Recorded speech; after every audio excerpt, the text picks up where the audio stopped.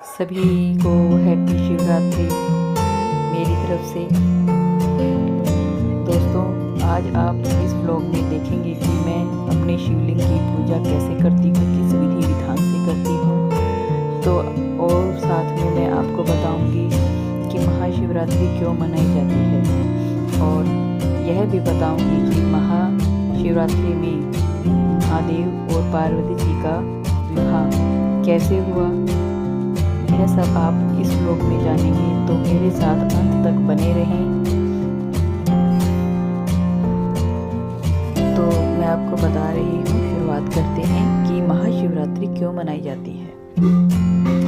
धार्मिक मान्यताओं के अनुसार महाशिवरात्रि पर व्रत, पूजा और जल अभिषेक करने पर वैवाहिक जीवन से जुड़ी तमाम तरह की परेशानियां दूर हो जाती हैं और दाम्पत्य जीवन में सुख समृद्धि आती है। फाल्गुन माह के कृष्ण पक्ष की चतुर्दशी तिथि पर भगवान शिव सबसे पहले शिवलिंग के रूप में प्रकट हुए थे। इसी कारण से इस तिथि को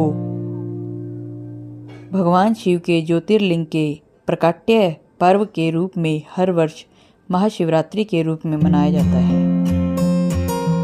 एक और धारणा यह है कि शिवजी के निराकार स्वरूप का प्रतीक लिंग शिवरात्रि की पावन तिथि में प्रकट होकर सर्वप्रथम ब्रह्मा और विष्णु के द्वारा पूजित हुआ। मान्यता है कि आकाश स्वयं लिंग है, धरती उसका पीठ या आधार है और सब अनंत शून्य से पैदा हो उसी में लीन होने के कारण इसे लिंग कहा गया है। पौराणिक कथा के अनुसार महाशिवरात्रि पर भगवान शिव और देवी मां पार्वती का मिलन हुआ था। फाल्गुन चतुर्दशी तिथि पर भगवान शिव ने वैराग्य छोड़कर देवी पार्वती संग विवाह करके गृहस्थ जीवन में प्रवेश किया। इसी वजह से हर वर्ष फाल्गुन चतुर्दशी तिथि को भगवान शिव और माता पार्वती के विवाह की खुशी में महाशिवरात्रि का त्योहार मनाया जाता है। ये भी मान्यता है कि महाशिवरात्रि के दिन भी सभी ज्योतिर्लिंग प्रकट हुए थे। इसी कारण से 12 ज्योतिर्लिंग के प्रकट होने की खुशी से महाशिवरात्रि का पर्व मनाया जाता है। दोस्तों, यह तो एक बहुत ही लघु मैंने आपको बताया है, लघु रूप में आपको मैंने बताया है कि महाशिवरात्रि क्यों मनाई जाती है। तो आगे मैं आपको शिव पार्वती के विवाह की एक लघु कथा और बताने जा रही हूँ। मेरे साथ वीडियो में बने रहें। आशा है आपको आनंद आ रहा होगा सुनने में। भगवान शिव के कथा, पार्वती के विवाह की कथा। भगवान शिव के विवाह के बारे में पुराणों में वर्णन मिलता है। पौराणिक कथाओं के अनुसार भगवान शिव ने सबसे पहले सती से विवाह किया था। भगवान शिव का यह विवाह बड़ी जटिल परिस्थितियों में हुआ था। सती के पिता दक्ष भगवान शिव ने अपने पुत्री का विवाह नहीं करना चाहते थे, लेकिन ब्रह्मा जी के कहने पर यह विवाह संपन्न हो गया। एक दिन राजा दक्ष ने भगवान शिव का अपमान कर दिया, जिससे नाराज होकर माता सती ने यज्ञ में कूदकर आत्मदाह कर लिया। इस घटना के बाद भगवान शिव तपस्या में लीन रहे। उधर माता सती ने हिमवान के यहाँ पार्वती के रूप में जन्म लिया। तारकासुर नाम के एक असुर का उस समय आतंक था। देवतागण भी उससे भयभीत थे। तारकासुर को वरदान प्राप्त था कि उसका वध सिर्फ भगवान शिव की संतान ही कर सकती है। उस समय भी भगवान शिव अपनी तपस्या में लीन थे। तब सभी देवताओं ने मिलकर शिव और पार्वती के विवाह की योजना बनाई। भगवान शिव की तपस्या को भंग करने के लिए कामदेव को भेजा गया, लेकिन वह भस्म हो गया। देवताओं की विनती पर शिवजी पार्वती जी से विवाह करने के लिए राजी हो गए। विवाह की बात तय होने के बाद भगवान शिव की बारात की तैयारी हुई। इस बारात में देवता, दानव, गण, जानवर सभी लोग शामिल हुए। भगवान शिव की बारात में भूत पिशाच भी आए।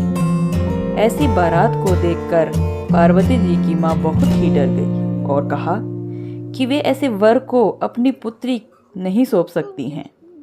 तब देवताओं ने भगवान शिव को परंपरा के अनुसार तैयार किया, सुंदर तरीके से श्रृंगार किया। इसके बाद दोनों का विवाह संपन्न हुआ। बोलो भोलेनाथ की जय, जय माँ आदिशक्ति की जय, जय पार्वती माता की जय। तो दोस्तों, आज मैंने आपको यह बताया कि महाशिवरात्रि का व्रत किस प्रकार मनाया जाता है और पार्वती और महादेव जी का विवाह किस प्रकार संपन्न हुआ, और वो भी बहुत ही लघु रूप में बताया है। बताने को तो इसका बहुत सारा समय लग जाएगा बताने में, तो मैं यहीं पर इसका समापन करती हूँ। तो सभी से एक बार फिर महाशिवरात्रि की ढेर सारी आप सभी को शुभकामनाएं। भोलेनाथ की जय। अब मैं जो महादेव जी का सबसे पावरफुल मंत्र है उनका 3 बार जाप करती हूँ, ध्यान से सुने और आप भी इसको दोहराएं। ओम त्र्यंबकं यजामहे सुगंधिं पुष्टिवर्धनम् उर्वारुकमिव वन्दनां मृत्योर्मोक्षीयमामृताम्।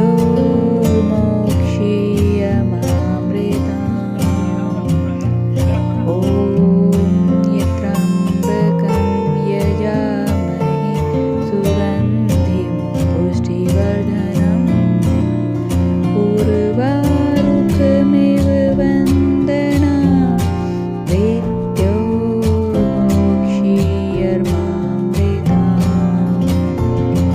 ॐ त्र्यंबकं यजामहे सुगंधिं पुष्टिवर्धनम् उर्वारुकमिव वन्दनां मृत्योर्मोक्षीयमामृताम्।